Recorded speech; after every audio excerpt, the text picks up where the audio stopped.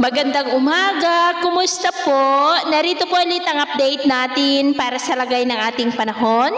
Ngayong umaga po ng November 20, 2024 na kung saan sa ngayon po ay opisyal na nagsimula ang amihan season at ngayon ay dumadaloy na yan hanggang dito po sa northern part ng Northern Luzon.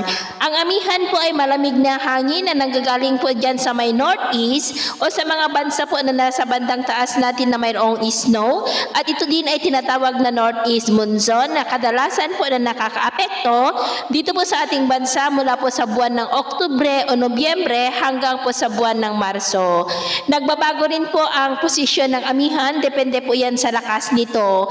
Kung malakas ang amihan ay umaabot po yan hanggang sa Mindanao at kung papahina ay unti-unti po yan na umaakyat pataas. Kung amihan season rin po ay nagkakaroon ng shear line dahil ito po ay imaginary line ng hangganan ng malamig na hanging amihan at mainit na easterlies na nagdudulot rin yan ng malawakan ng mga pag-uulan kung nakakabuo po yan ng makakapal na kaulapan at mga thunderstorm. At kung amihan season rin po, kung nagkakaroon man ng bagyo ay mas bumababa na po ang track nito. Samantala, easterlies pa rin ang hangin na umiihip naman sa silangan po ng Luzon, Visayas at Mindanao.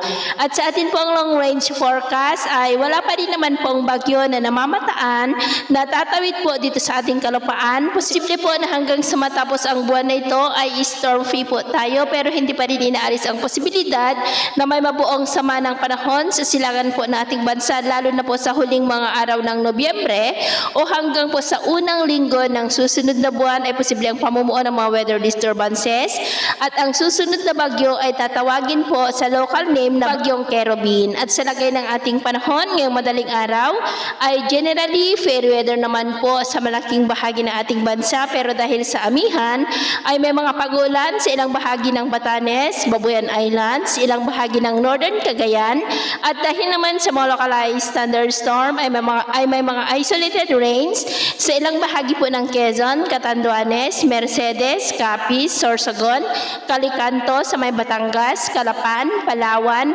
Romblon, Aklan, Capiz, Escalante, Canlaon, Manjuyod, Dumaguete, Eastern Samar, Leyte, Dinagat Island, Cebu, Holosulu, Silangan ng Mindanao at dyan po sa may Oroqueta.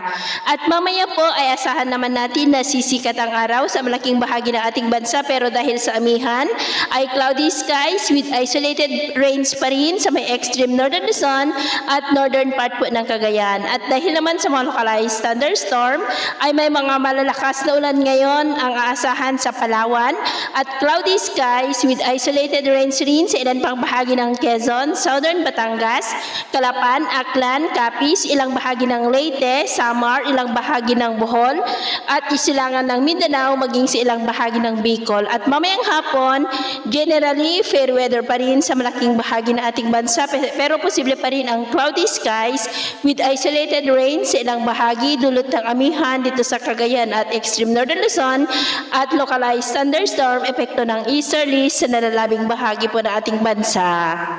At sa atin naman pong mga baybayin, dahil po sa amihan ay iwasan na muna natin ang papalaot sa buong seaboard po ng Northern Luzon, kasama po ang seaboard ng Batanes at Babuyan Islands, maging po sa seaboard ng Kanluran ng Central Luzon, hanggang po dyan sa seaboard ng northern part ng Palawan at northern seaboard ng Camarines Provinces at Catanduanes.